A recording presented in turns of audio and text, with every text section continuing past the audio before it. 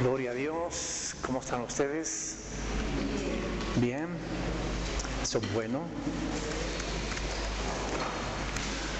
Es bueno que todos estén bien.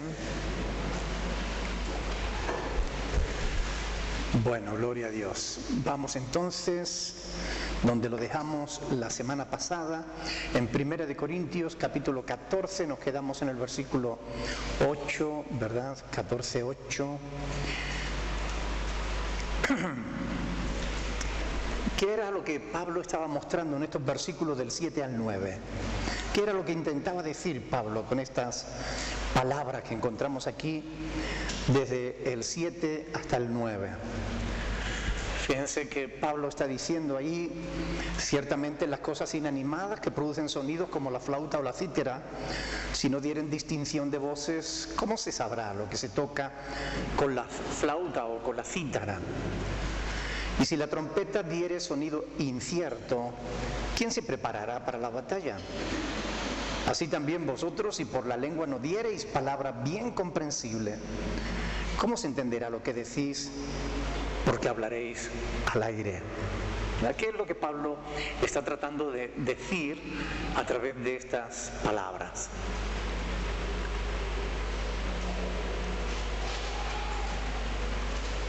A ver, ¿alguien?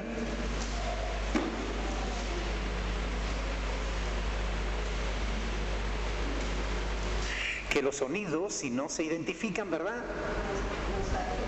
no sirven para nada, ¿no? Es lo que él está hablando, ¿no? Primero habla de sonidos de cosas inanimadas y bueno, es lo que él está diciendo.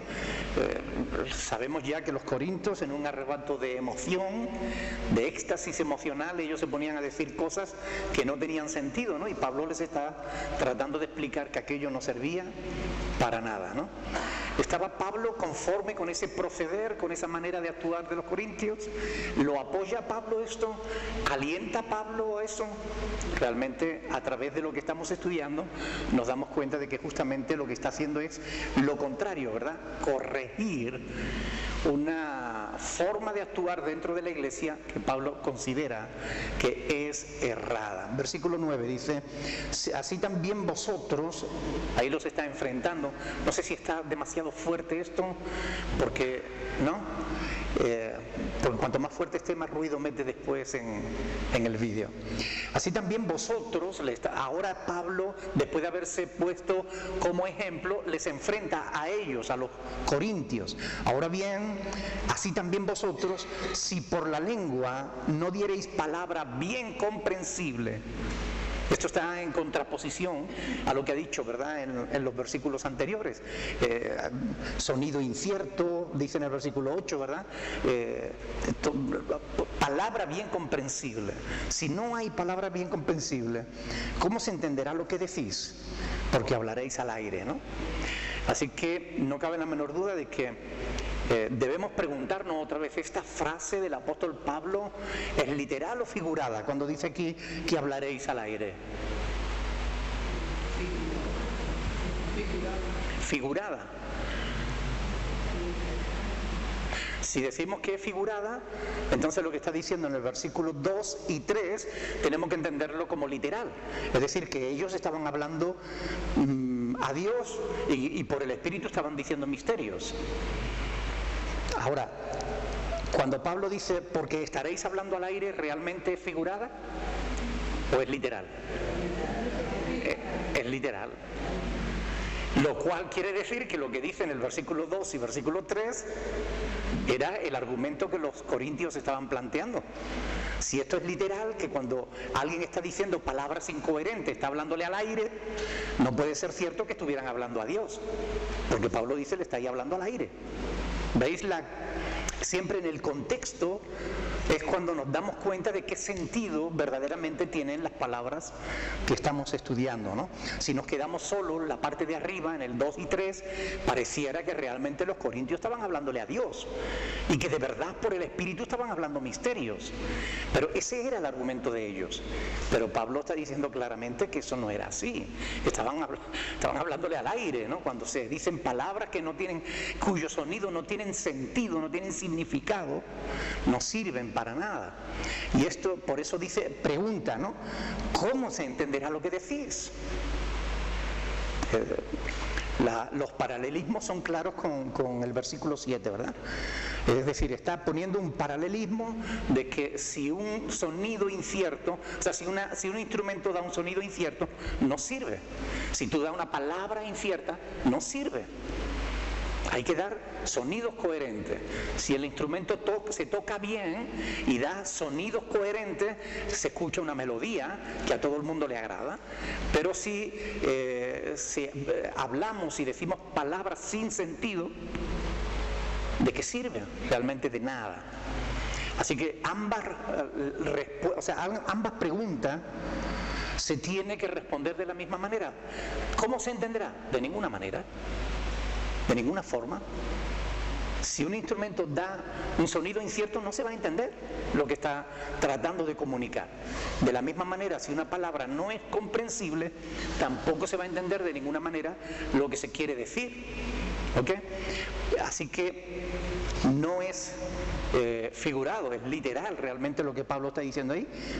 ¿Cómo se entenderá lo que decir? Porque hablaréis al aire, ¿no?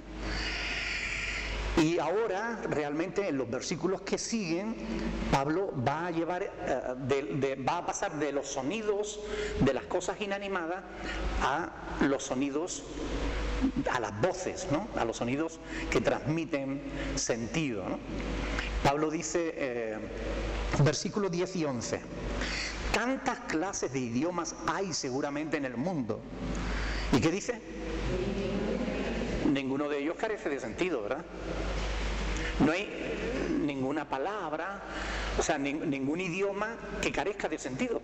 Porque los idiomas, ¿para qué sirven? Para comunicarse.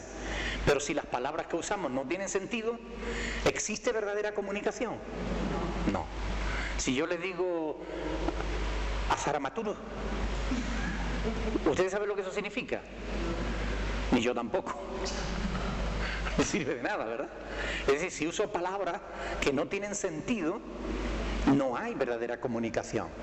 Por eso dice, tales idiomas, tantas clases de idiomas hay seguramente en el mundo y ninguno de ellos carece sentido, de significado. Así que todos los seres vivos, aunque aquí se refiere concretamente al lenguaje humano, pero todos los seres vivos transmiten sonido, ¿verdad? Ahora, ¿entendemos nosotros el sonido de un perro? Bueno, si escuchamos, sabemos que algo le pasa, ¿no? Pero realmente no entendemos lo que está diciendo, ¿no? Porque no dice nada, no hay comunicación, solamente se expresa por instinto, ¿no? Ahora, versículo 11 dice, pero si yo ignoro el valor de las palabras, seré como extranjero para el que habla, y el que habla será como extranjero para mí. ¿Verdad? Cuando escuchas a un extranjero cuyo idioma tú no conoces, él está hablando, pero tú te quedas como diciendo... Te dice... Claro, carece de sentido para uno, ¿verdad? Aunque para él lo tenga, pero para uno, si no conoce el significado de las palabras, se queda obviamente sin fruto, ¿verdad? Y no hace falta mucha inteligencia para entender estos pasajes. Pablo está claramente enfatizando que la comunicación requiere de sentido, que las palabras sin sentido no es verdadera comunicación. Y esto es un argumento que hace inútil claramente el hablar palabras incoherentes para que nadie te pueda entender. Un lenguaje tiene que ser verdadera comunicación. De otra manera, ¿para qué sirve? Para nada. Versículo 12. Así también vosotros, pues que anheláis dones espirituales, procurad abundar en ellos para edificación de la iglesia. Es decir, lo mismo que hay, que todos los idiomas tienen su significado, tienen su sentido, pues ya que ustedes anheláis dones espirituales, oiga, por favor, procurar abundar en ellos. ¿Para qué? Para edificación de la iglesia. Ese es el motivo principal, la motivación única que debe estar detrás de todo don, el querer edificar a los demás. Y es lo que Pablo está demandando justamente a los corintios, que ajusten sus intereses a la voluntad de Dios. Y la voluntad de Dios es que nos edifiquemos los unos a los otros, para edificación de la iglesia. Nunca en la Biblia vamos a encontrar un solo pasaje que diga que los dones son para la edificación personal. Eso es antibíblico. Es para la edificación del cuerpo de Cristo. Versículo 13. Por lo cual el que habla en lengua extraña pida en oración poder interpretarla. Es decir, esta conjunción con justamente los versos anteriores. Dice, por lo cual, está hablando, ya nos ha dicho que si estamos hablando de manera que nadie nos entiende, si entra un grupo de alemanes, como decíamos, y se ponen a alguno de ellos a hablar y nadie traduce, ¿cómo nos quedamos nosotros? Sin saber qué están diciendo. Ahora, si uno de ellos interpreta, entonces ya entendemos y todos recibimos edificación, ¿verdad? Por eso dice, abundad en ellos, pues para la edificación. Especialmente el principio de edificación es fundamental. Por eso dice que pida en oración poder interpretarla. Nosotros sabemos que no tiene sentido hablar en la iglesia un idioma que nadie de los que esté presentes entiendan. Ahora, concediendo que alguien pueda tener el don de hablar un idioma que no ha estudiado, porque Dios le dé ese don, la capacidad de hablar en un idioma que no ha estudiado. Si quiere hablarla en la iglesia, será porque realmente haya alguien que las entienda y que las vaya a traducir, porque si no, lo que vamos a ver a continuación, lo que Pablo dice es que se calle y que las hable para sí mismo, ¿ok? Porque si quiere hablarla en la iglesia debe pedir el poder traducirla para que los demás reciban edificación, que es el requisito imprescindible para cualquier cosa que se haga dentro de la iglesia, que todos reciban edificación. Es como si Pablo de alguna manera quisiera concluir, ¿no?, parcialmente el tema que viene desarrollando, presentando otros argumentos, que va a presentar más. O sea, Pablo, fíjense que está dando argumento tras argumento para demostrar que no tiene sentido hablar en una lengua que nadie conozca, o que los que lo conocen no estén presentes, ¿no? La palabra griega que se traduce por interpretar, ya dijimos la semana pasada, que es diermeneuo, que significa traducir. No es interpretar, no es decir que alguien habla en una palabra incoherente y el otro se inventa lo que... No, eso, el Señor está diciendo... Oiga, no, es que uno está hablando y dice good night y el otro dice buenas noches, ¿ok? O sea, uno está hablando ich bin y el otro dice yo soy, sea inglés, sea alemán, o comprends, tú comprendes, o francés, o capricci, como decía esta mañana, capricci, ¿tú comprendes o no? En italiano, sea la palabra que sea, que haya alguien realmente que la pueda traducir, ¿verdad? Traducir. Robert H. Gundry dice, si una persona habla en un idioma extranjero, se debe buscar a alguien que traduzca sus palabras. Estuvo justamente comentando este pasaje, ¿no?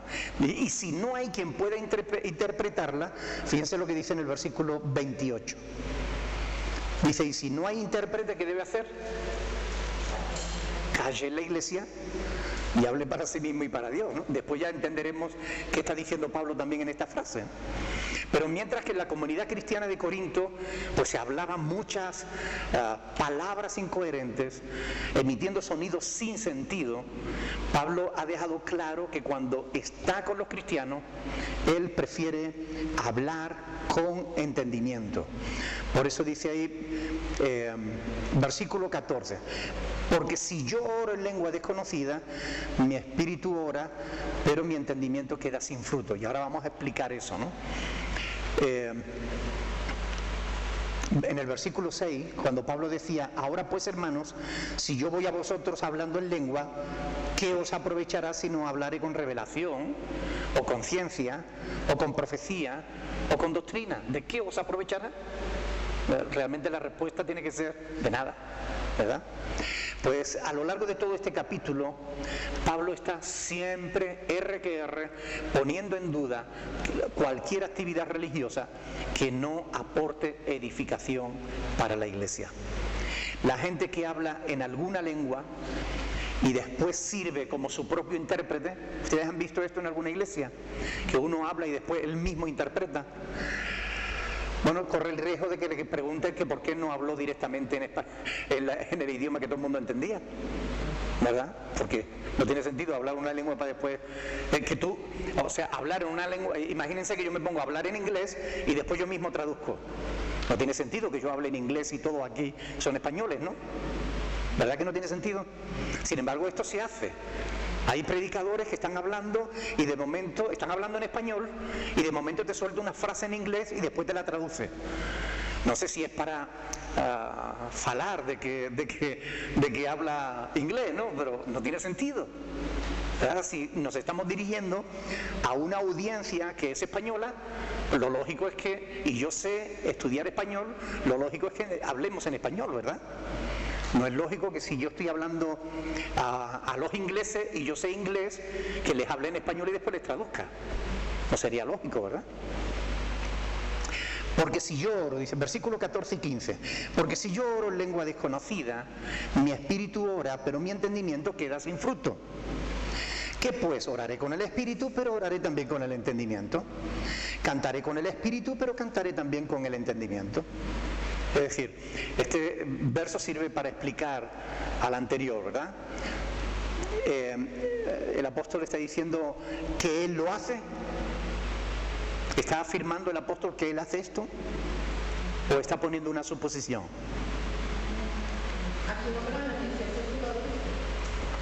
¿Perdón? Referente a lo que se está diciendo, si yo del 12 al 14, por ejemplo, bueno, si me apura hasta el 15, yo era que se o nunca cabezona con ese tema. Pero sinceramente, el corazón, yo no creo que Pablo se esté refiriendo a idiomas como si yo hablo inglés y me pongo a hablar en inglés y no que Andrés me traduzca para que los demás me entiendan. Porque yo no entiendo por qué en el 13 dice, por lo cual el que habla en lengua extraña tiene razón por interpretarla. Porque si yo hablo en lengua desconocida, mi espíritu ora, pero mi entendimiento queda sin fruto. Si una persona, si yo hablo en inglés, yo me imagino que igual cuando ora entiende lo que dice, aunque yo no lo entienda, ¿no? Entonces no entiendo. Claro, porque te has perdido algunas clases en las que se explicó que en la palabra de Dios, cuando nosotros leemos lenguas extrañas, la palabra extraña no viene lenguas. Y lo que significa esa palabra lengua es idiomas. Siempre es idiomas, nunca es parafernalia, nunca es una palabra sin sentido. Justamente estamos hablando del contexto de estas palabras y Pablo lo está diciendo claramente, acabamos de leerlo. ¿Cuántos idiomas hay? Multitud de idiomas. ¿Y cuántos carecen de sentido? Ninguno. Pablo está hablando de idioma, no está hablando de palabras incoherentes, sin sentido. Eso es una práctica pagana que existía en el primer siglo, que la iglesia de Corinto introdujo en la iglesia y que no era conforme a la voluntad de Dios.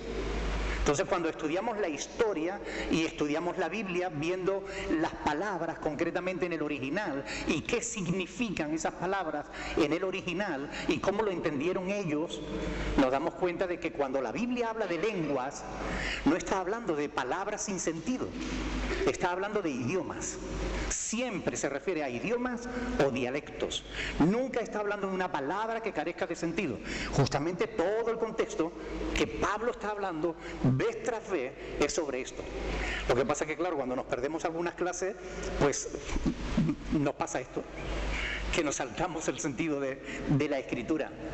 ¿Perdón? No se va, pero que a mí también me ha dado la duda porque dice, si oro en lengua extraña.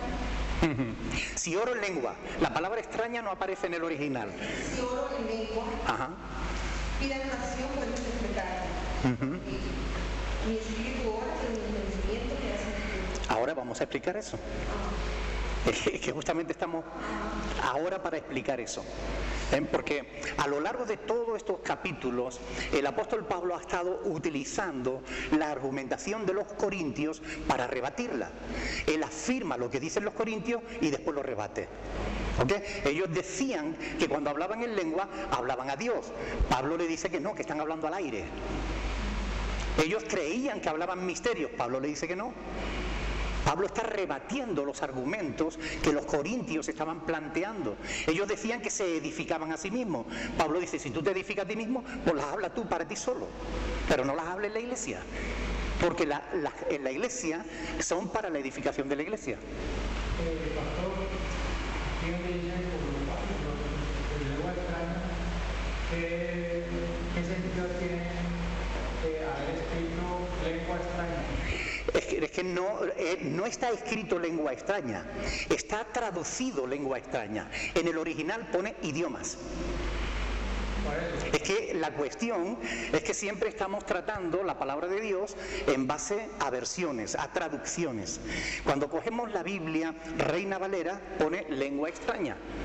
Cuando cogemos la versión, yo lo tengo aquí porque yo tengo aquí varias versiones de la Biblia, y cuando yo pongo aquí 1 Corintios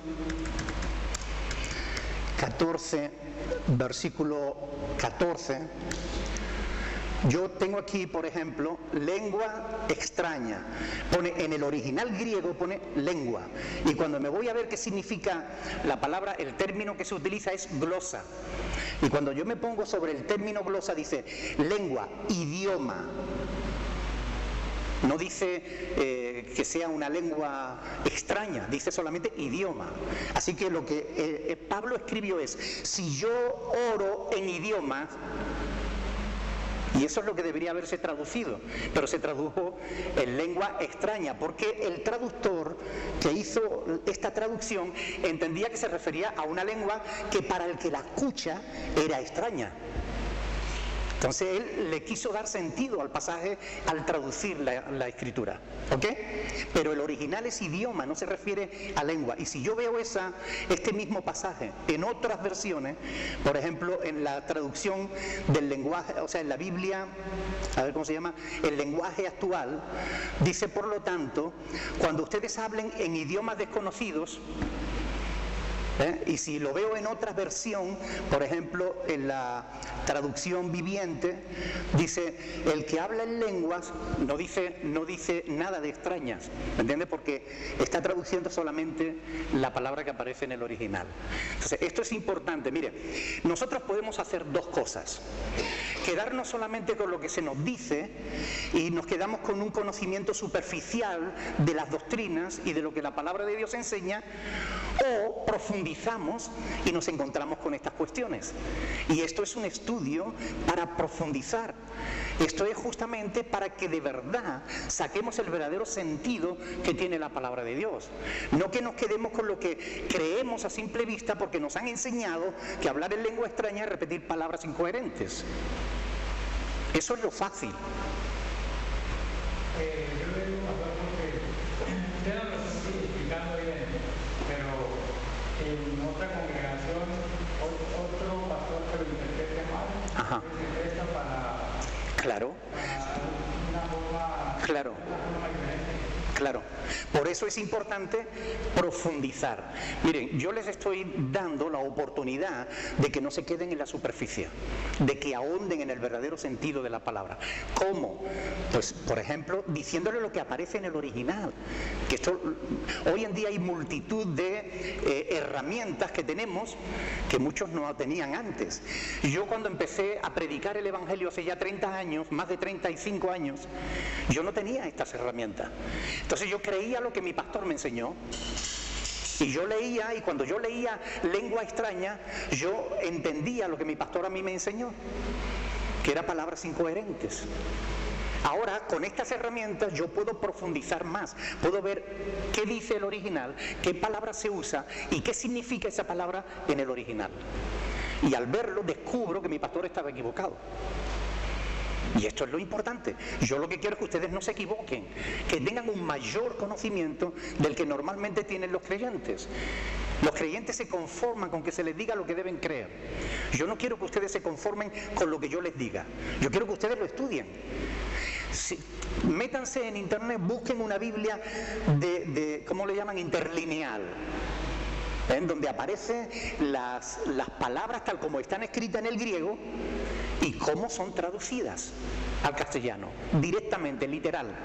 Y entonces ustedes se van a dar cuenta de que muchas palabras se han volcado a nuestra Reina Valera de una manera que no era la más acertada, pero que en ese tiempo, cuando se tradujo, se pensó que era lo mejor.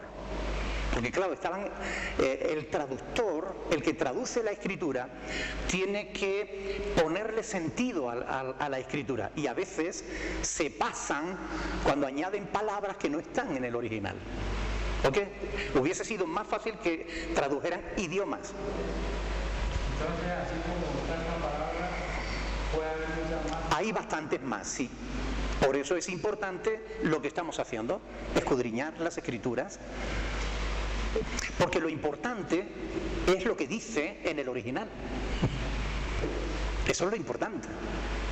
Es decir, sabemos que Reina y Valera tuvieron muy buena intención y hicieron una de las mejores versiones que hay de la Biblia. En castellano es la mejor que hay. No conozco otra mejor que la Reina Valera. En inglés la Biblia del Rey Jaime es la mejor que hay. Pero aún así, siendo una buena versión de la escritura, porque ellos hicieron un buen trabajo, hay algunas cosas que cuando conocemos el original nos damos cuenta de que ellos no tradujeron ciertas palabras, sino que ciertas palabras las interpretaron. Como por ejemplo esta. Ellos tradujeron lenguas extrañas o lenguas desconocidas porque estaba pensando en quien las escuchaba. Claro, aquel que la escucha como algo extraño que no entiende. Pero en realidad se refiere no a una lengua que fuera incoherente. Era incoherente para el que no la conocía, no para el que la hablara o no para el que conociera ese idioma. ¿Ok? Pero lo importante es, estamos justamente profundizando, no quedándonos en la superficie. Por eso vamos al sentido del texto. Si yo leo, por ejemplo, como decíamos, ¿no?, la semana pasada, el que habla en lenguas no habla a los hombres sino a Dios. Ah, bueno, pues el que habla en lenguas le está hablando a Dios. Pero claro, si sigo leyendo el contexto, Pablo me dice, no, el que habla en lengua le está hablando al aire. Entonces, ¿en qué quedamos? ¿Le habla a Dios o le habla al aire? Claro, cuando conocemos todo el capítulo nos damos cuenta de que eran los corintios quienes decían que se le hablaba a Dios, pero Pablo lo que afirma es que se le habla al aire. Por consiguiente, tenemos que llegar a entender el verdadero sentido de la escritura, y para eso hace falta estudiar, y para eso hace falta tener la disposición de arriesgarse a decir, bueno, yo puede que esté equivocado. Es decir, plantearse, decir, oye, ¿yo estoy creyendo lo correcto? ¿Me conformo con lo que sé? ¿O profundizo a ver si lo que sé lo sé bien o lo sé mal? Y esa es la cuestión. Yo no me conformo solamente con lo que a mí me enseñaron. Yo quiero profundizar más, yo quiero estudiar más, yo quiero investigar para asegurarme de que lo que estoy creyendo es correcto. Y justamente al investigar es cuando nos encontramos con estas cosas. Pablo era un hombre muy culto, era un hombre que era un verdadero erudito de su tiempo. Él conocía varios idiomas, y lo va a decir en el versículo 18. Él conocía varios idiomas. Pero además conocía la cultura de su tiempo. Cita continuamente a los autores de su tiempo. Y era un hombre que realmente tiene un lenguaje muy rico en figuras literarias, en todo tipo de figura literaria, ya fueran tropos, sinécdotes, hipérboles. Él pone multitud de ejemplos y usa un lenguaje muy rico, pero no podemos entender el lenguaje de Pablo todo como plano, porque a veces está hablando con ironía y a veces con sarcasmo y a veces está hablando de manera figurada. Si lo interpretamos todo literalmente, nos vamos a confundir, que es lo que normalmente suele ocurrir, que se interpreta todo de forma literal. Y al interpretarlo todo de forma literal, vamos a encontrarnos con contradicciones, como por ejemplo la que acabo de señalar, ¿no? O le habla a Dios o le habla al aire, pero no pueden ser las dos al mismo tiempo. Por tanto, si una de ellas las tenemos que descartar, en base al contexto de lo que nos está diciendo, evidentemente hay que descartar que le estuvieran hablando a Dios, porque Pablo está diciendo que hablan cosas sin sentido, que hablan cosas que la mente no entra de por medio. Ahí es donde llegamos al versículo 14, ¿no? Dice, pero si yo oro en lengua desconocida, mi espíritu ora, que esto era lo que decían los corintios, dice, pero mi espíritu queda sin entendimiento. Por consiguiente, él está de esta vez rebatiendo los argumentos que le habían planteado desde la iglesia de Corinto. La partícula sí es un condicionante. No está diciendo que él lo haga. Si yo oro en lengua desconocida, mi espíritu ora, pero mi entendimiento queda sin fruto. Por tanto, Pablo lo que está es estableciendo una nueva hipótesis. Recuerden que nosotros somos un ser. ¿Recuerdan 1 de Tesalonicenses 5:23 cuando Pablo dice, todo vuestro ser, espíritu, alma y cuerpo? O sea, sí, somos un ser, no somos tres partes separadas, somos un solo ser, ¿verdad? Por tanto, ¿por qué se pone Pablo como ejemplo? Justamente él dice, el argumento de los corintios era que su espíritu oraba, pero Pablo le rebate diciendo que el espíritu quedaba sin entendimiento. Así que establece que la mente queda sin fruto. Y si queda sin fruto y no entiende lo que está diciendo, ni el que te escucha va a entenderlo tampoco, lo que está diciendo es ¿para qué lo dice entonces? ¿Para qué hablas entonces? Entonces, ¿qué pues? Oraré con el espíritu, pero oraré también con el entendimiento. Es lo que dice en el versículo 15. Es decir, el argumento de los corintios era que ellos oraban en el espíritu. Pero Pablo, al decir que estaban sin, ¿cómo dice? Pero que el entendimiento quedaba sin fruto, le dice, pues ora por el espíritu, pero ora también con el entendimiento. Es decir, vez tras vez, él está, ¿qué pues? Espíritu y cuerpo, perdón, espíritu y entendimiento deben trabajar en conjunto. Porque cuando el espíritu va por un lado y el entendimiento no entra en juego, estamos en un camino muy peligroso. Eso es lo que pasa con todo el mundo esotérico, con todo el mundo del ocultismo. La gente que entran en éxtasis y ya pierden el control. Y eso es lo que está pasando en algunas iglesias evangélicas. Y hago así, poniéndolo de evangélica entre paréntesis. Que hay gente que supuestamente, dejándose guiar en el espíritu, acaban haciendo verdaderas burradas. Y esto está ocurriendo, no es ocurría ya en el primer siglo y sigue ocurriendo hoy en día en el siglo XXI. Pero lo que Pablo está diciendo vez tras vez es que oren en un idioma que todos los presentes puedan comprender. Eso es lo que él está diciendo, que tanto la oración como la alabanza requieren del entendimiento. ¿Qué ocurre si oramos o alabamos sin usar la cabeza? ¿Recuerdan lo que decía Pablo en el capítulo 13? Yo puedo hacer esto y aquello y lo otro, pero si no tengo amor, de nada me sirve. Si estoy pensando solamente en mí, no pienso en la edificación de los demás, de nada sirve. Todo el capítulo 12, capítulo 13 y capítulo 14 lleva como único objetivo corregir los desmanes que se estaban produciendo en la iglesia de Corinto. Si hablamos en lengua sin usar nuestro entendimiento, no nos podemos comunicar, ni con los que nos escuchan, ni con nadie.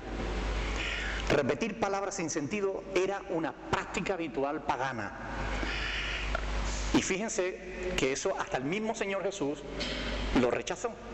Vamos a ir a Mateo capítulo 6. Mateo capítulo 6.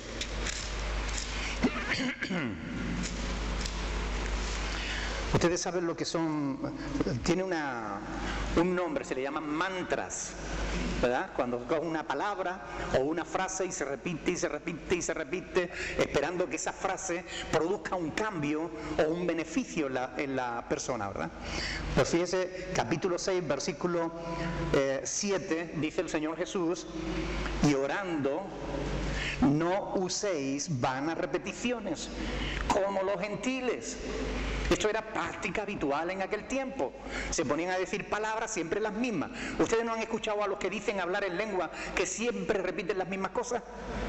Y una vez y otra vez repiten y repiten y repiten y repiten la misma frase. Y es siempre lo mismo. Y Jesús está diciendo, orando, no uséis vanas repeticiones como los gentiles que piensan que por su palabrería serán oídos. Aquí está el argumento. Jesús lo está diciendo. Ellos pensaban que Dios los estaba escuchando. Ellos pensaban que hablaban a Dios. ¿Pero qué dice Jesús? Jesús está diciendo, no hagáis esto. Y esto es muy importante entenderlo, porque lo importante de todo esto es que si al final de todo el estudio yo no me pregunto, bueno, ¿y todo esto qué quiere decir? ¿Qué es lo que en definitiva Pablo me quiere enseñar con todo esto? Si al final, después de estudiar los 3 capítulos, versículo a versículo, no somos capaces de tenerlo claro, es que algo falla. O falla el maestro o falla el alumno. Pero realmente Pablo está desde el capítulo 12 hasta el capítulo 14 enfatizando exactamente lo mismo. Mire, hablar palabras incoherentes no sirve de nada. Eso es lo que está repitiendo Pablo vez tras vez, y como él es judío y los judíos son muy ricos en su lenguaje, ellos para enseñar una verdad que a ellos les parece que es importante, la remachan una vez y otra vez y otra vez, de una forma, de otra forma, ponen un ejemplo, ponen otro ejemplo. Si no, basta que hayáis leído los proverbios para que veréis cómo se repite continuamente una misma enseñanza de 2 formas diferentes. Eso es muy habitual en el lenguaje hebreo. Cuando el apóstol Pablo cree que algo es importante, lo va a repetir varias veces. Y lo va a repetir de diferentes maneras, para que la idea quede bien clara. El problema es que algunos, cuando Pablo está hablando en sentido figurado, cuando está hablando citando la argumentación de los otros, lo entienden de manera literal. Y ahí es donde viene realmente el verdadero problema. Ahora, aquí vemos, ¿da a entender Jesús que podemos hablar en el Espíritu sin que el entendimiento participe? No. Mire, usted puede repetir lo que usted quiera, pero si usted está diciendo palabras que no tienen sentido, no tiene sentido. La oración modelo con la que Jesús enseña a sus discípulos a orar, sin lugar a dudas, requiere que depositemos la mente, que la mente entre en juego, porque es una oración modelo, no es para que la repitamos. Sin embargo, la Iglesia Católica ha hecho de esta oración modelo un mantra. Padre nuestro, santificado sea tu nombre, y la repiten y la repiten y la repiten, y creen que repitiéndola muchas veces van a ser más bendecidos. Justamente lo contrario a lo que Jesús está enseñando. Cuando oréis, no uséis vanas repeticiones. Y eso lo dice antes de enseñar la oración modelo. Sin embargo, el hombre R que R, la burra al trigo, vuelve otra vez a lo mismo, a entender las cosas fuera de contexto. Volvamos a 1 Corintios capítulo 14, versículo 16, porque si bendices solo con el Espíritu, el que ocupa el lugar de simple oyente, ¿cómo dirá el amén a tu acción de gracias? Pues no sabe lo que has dicho. Pero porque estoy viendo aquí un texto.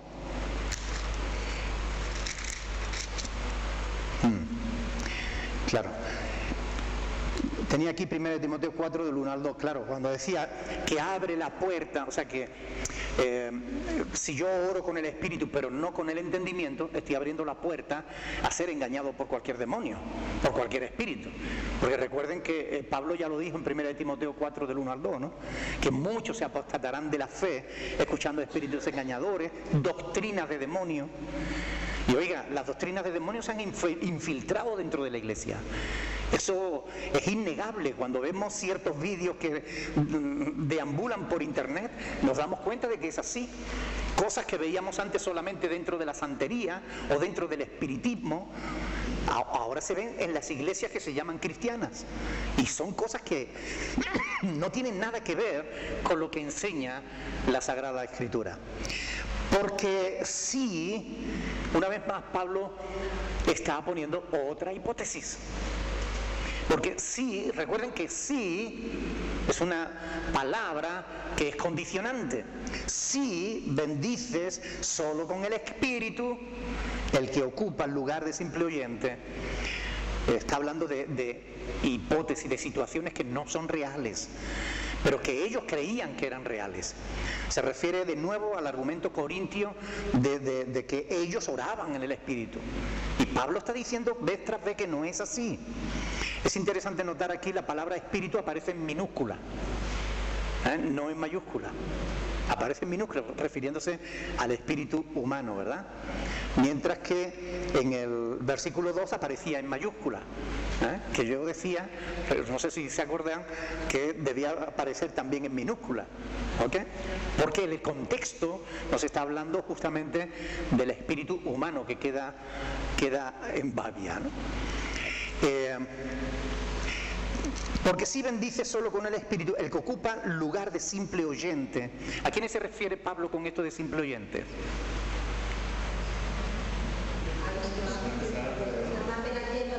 A los que están apenas llegando a la iglesia, a los que son nuevos, los que llevan poco tiempo, los que en el original la palabra que aparece es idiotes.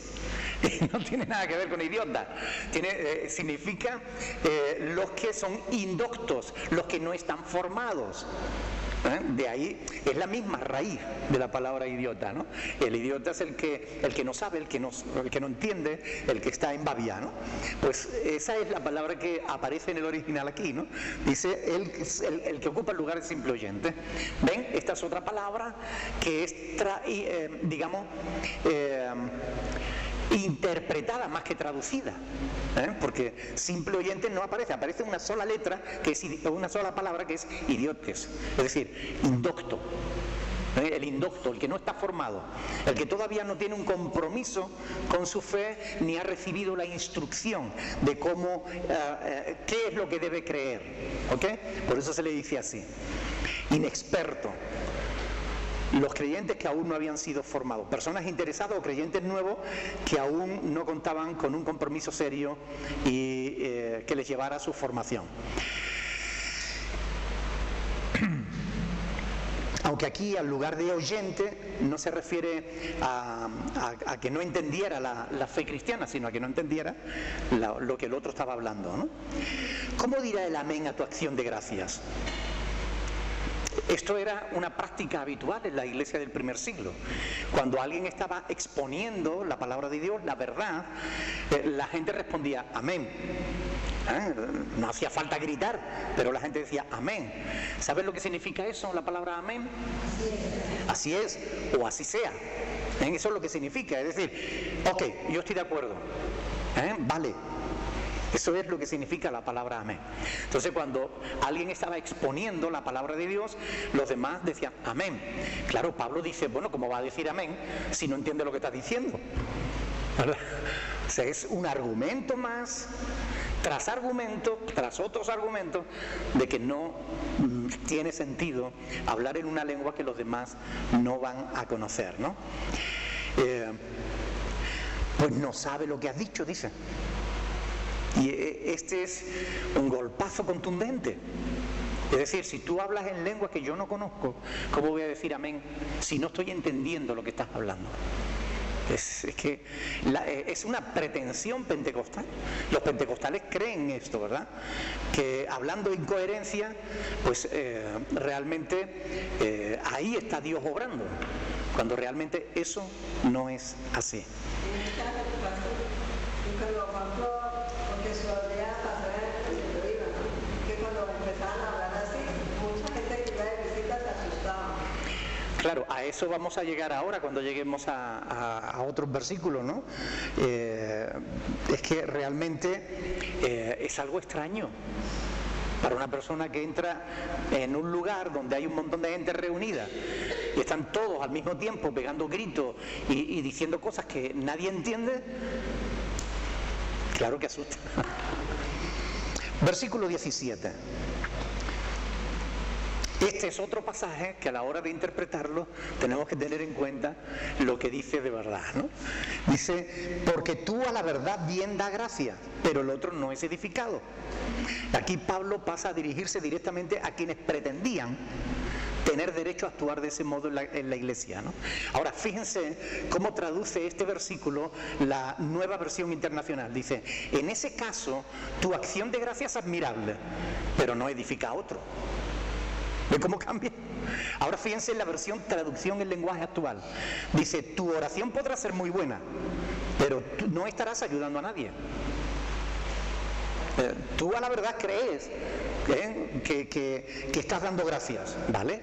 Perfecto, maravilloso. Pero el otro no es edificado. Siempre Pablo pone primero el argumento corintio y después lo rebate. Esto es una tónica continua en todos estos capítulos. Primero pone el argumento que ellos dan y luego lo rebate. Tú, vale, tú bien das gracias, de acuerdo, pero ¿y los demás? Quedan sin entendimiento. Por tanto, no son edificados, ¿no? En la traducción, el lenguaje actual dice, tu oración podrá ser muy buena, pero no estarás ayudando a nadie. Es decir, por muy hermosas que le pareciera a los corintios, esas lenguas, como acción de gracias, ellos decían, en realidad no servían de nada. Los elogia por dar gracias a Dios, pero no por la forma en que ellos lo estaban haciendo. ¿Ok? Versículo 18. Doy gracias a Dios que hablo en lenguas más que todos vosotros. En la New Century Version de Everyday Bible dice, hablo en diferentes idiomas. Según el comentario de SJK, dice, Pablo era capaz de hablar en los idiomas semíticos e indoeuropeos. Y añade, esto le permitía servir a Jesucristo como misionero cosmopolita. Es decir, aquí Pablo está hablando como siempre. Nunca la palabra lenguas en el original se refiere a palabras incoherentes. Está hablando siempre de idioma, siempre de dialectos, siempre. Por eso él está diciendo, doy gracias a Dios que hablo en lengua más que todos vosotros. Ahora, ¿qué va a decir?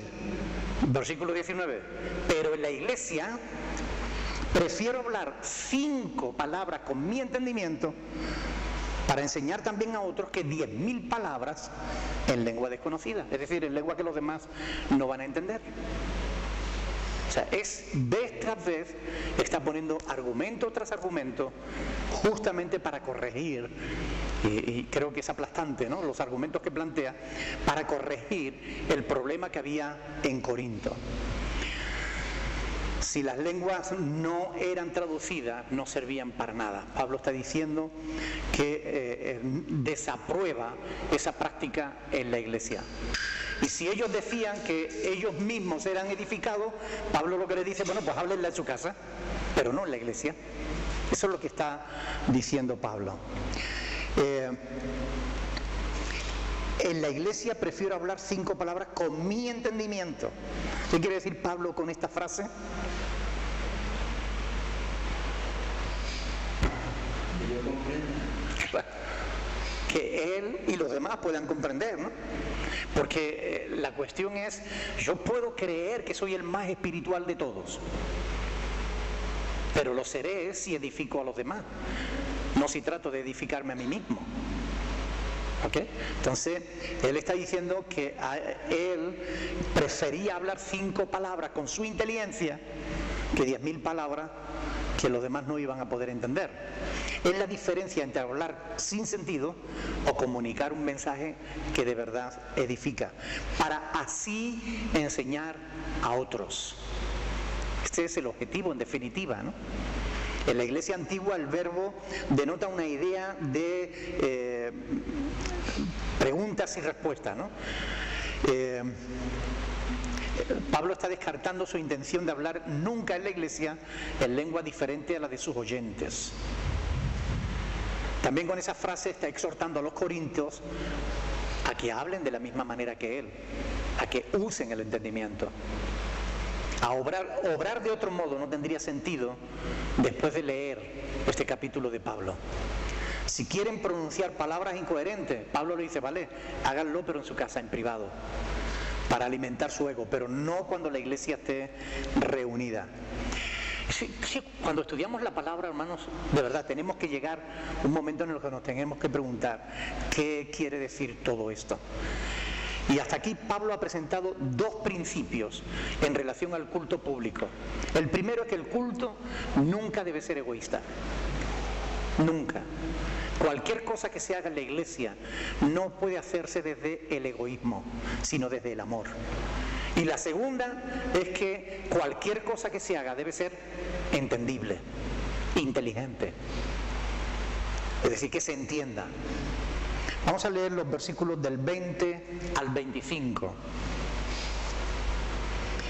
Hermanos, no seáis niños en el modo de pensar, sino sed niños en la malicia, pero maduros en el modo de pensar. En la ley está escrito, en otras lenguas y con otros labios hablaré a este pueblo, y ni aun así me oirán, dice el Señor. Así que las lenguas son por señal, no a los creyentes, sino a los incrédulos.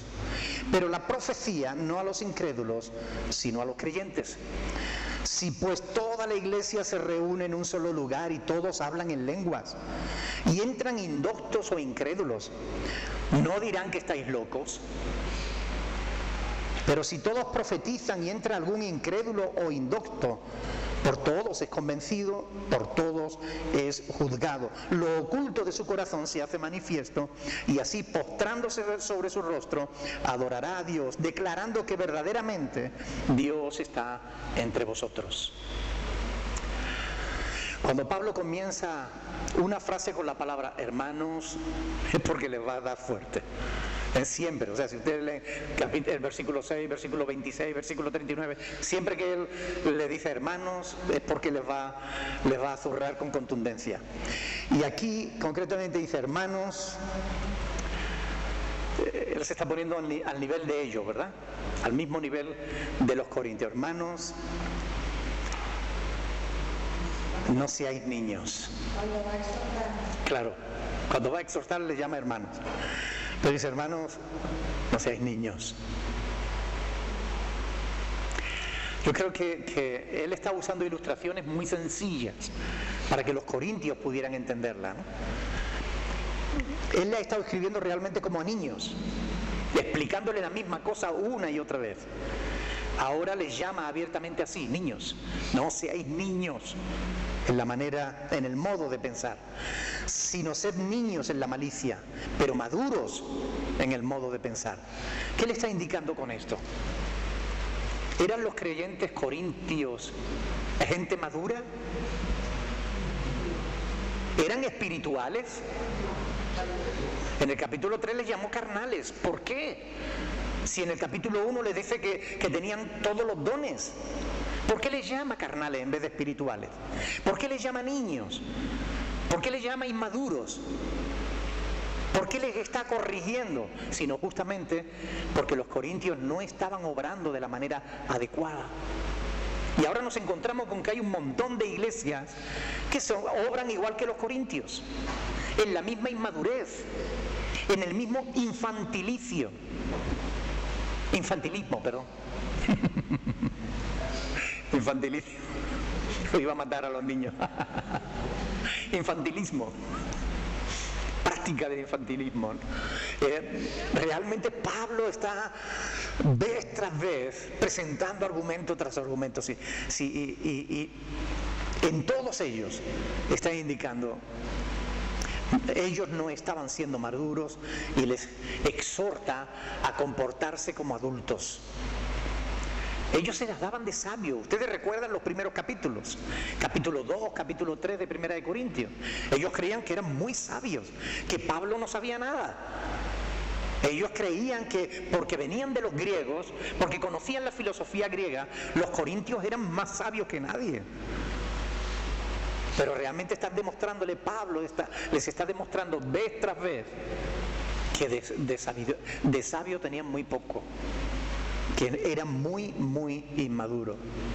Sin embargo, como un padre a sus hijos, porque recuerden que en el capítulo 4, verso 15, Pablo le dijo que ustedes tendrán lo que quieran, pero quien os engendró en el Espíritu fui yo, ¿no?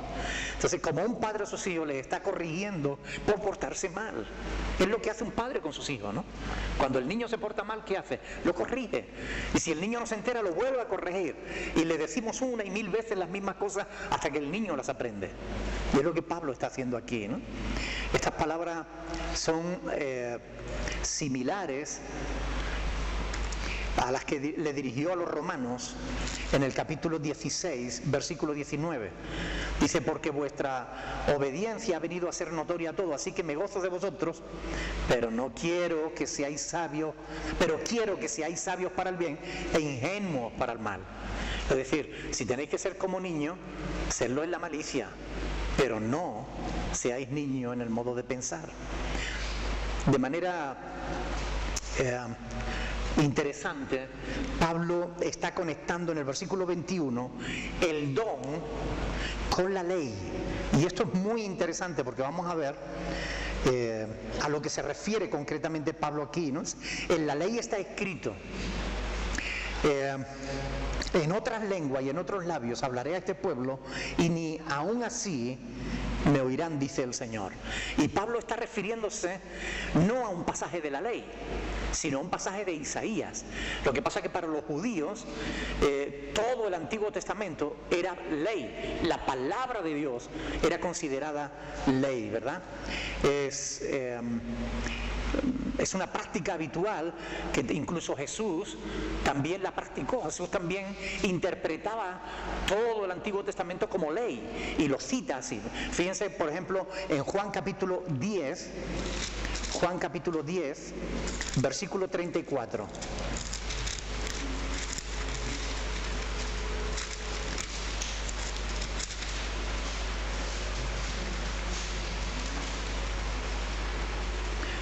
Jesús le respondió, ¿no está escrito en vuestra ley, yo dije dioses sois? Y ahí está citando un pasaje del Salmo 82. No está hablando de Levítico, ni está hablando del libro de Números, está hablando del Salmo 82, versículo 6, ¿verdad? Fíjense en el capítulo 12, versículo 34. Juan 12, 34. Dice, y le respondió la gente, nosotros hemos oído de la ley que el Cristo permanece para siempre. ¿Cómo pues dices tú que es necesario que el Hijo del Hombre sea levantado? ¿Quién es este Hijo de Hombre? Fíjate que solamente en el Salmo 110:4, Isaías 9:7, Ezequiel 37:25, Daniel 7:14, en todos esos pasajes se dice que el Cristo era eterno, que el Cristo, el Mesías, viviría para siempre. Pero ninguno de esos pasajes son de la ley propiamente dicha. Sin embargo, los judíos y Jesús mismo entendían como ley toda la palabra de Dios, ¿no? Todo el Antiguo Testamento.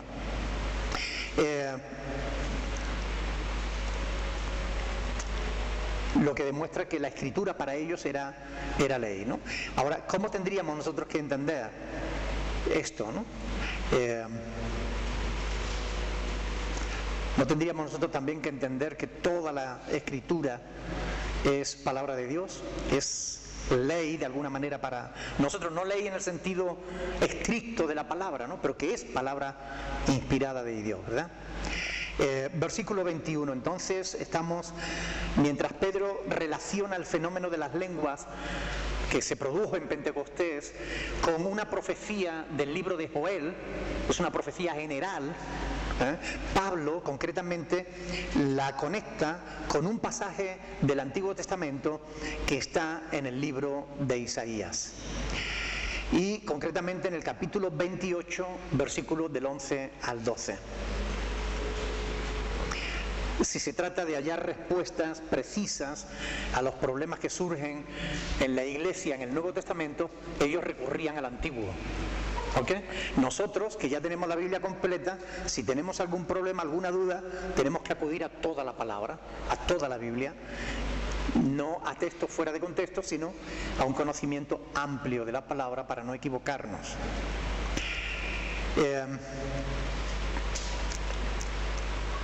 Isaías capítulo 28 del 11 al 12. Isaías capítulo 28 del 11 al 12.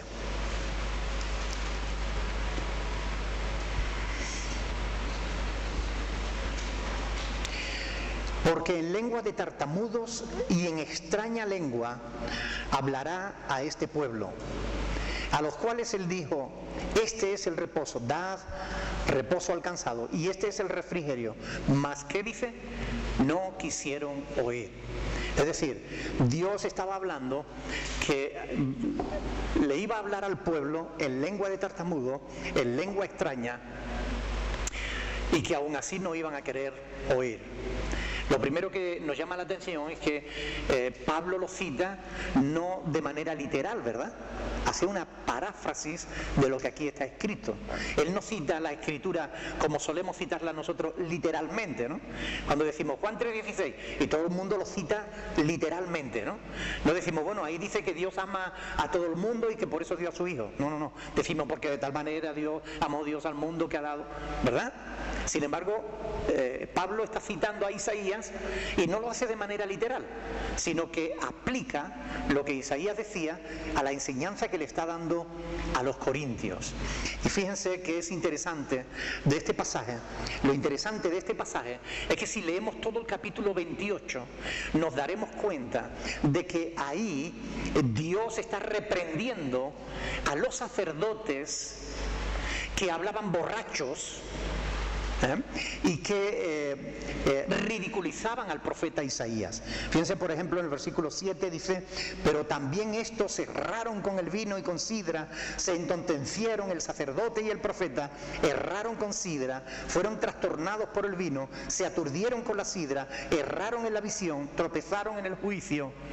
Es decir, que ahí está dentro de todo el capítulo 28, es un juicio de Dios a su pueblo, porque no estaban andando en la voluntad de Dios, sino que estaban andando en borracheras, en sus propios caminos, en los deseos de su propio corazón, ¿verdad?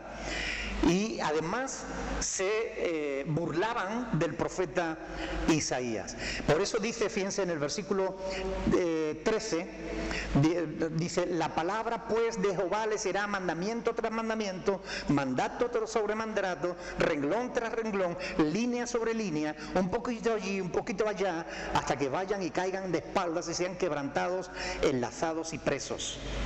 Esto, traducido en el hebreo literal, dice, es como un balbuceo de niño. Saf, la saf, kaf, la kaf.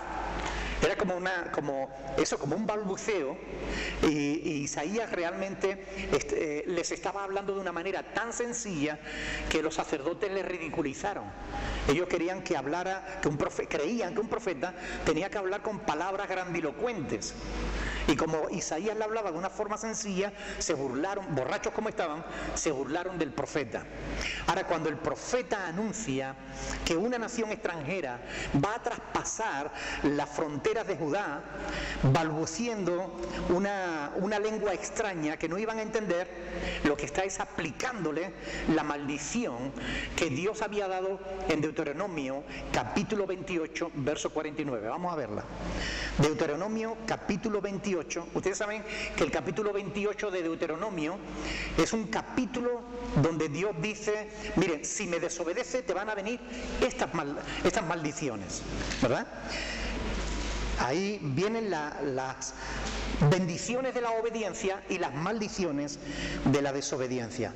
Y en el capítulo 28, versículo 49, entre las maldiciones por la desobediencia, Dice: Jehová traerá contra ti una nación de lejos, del extremo de la tierra, que vuele como el águila, nación cuya lengua no entiendas. Así que la señal del juicio, del pacto de Dios sobre Judá, iba a ser el sonido de una lengua extraña. Miren, así ocurrió realmente. Judá fue, primero Asiria intentó invadir Judá y no lo consiguió, porque clamaron a Dios, se arrepintieron de su pecado, clamaron a Dios, Dios los libró. Dios confundió al ejército de Asiria y entre ellos mismos se hicieron allí un escabeche.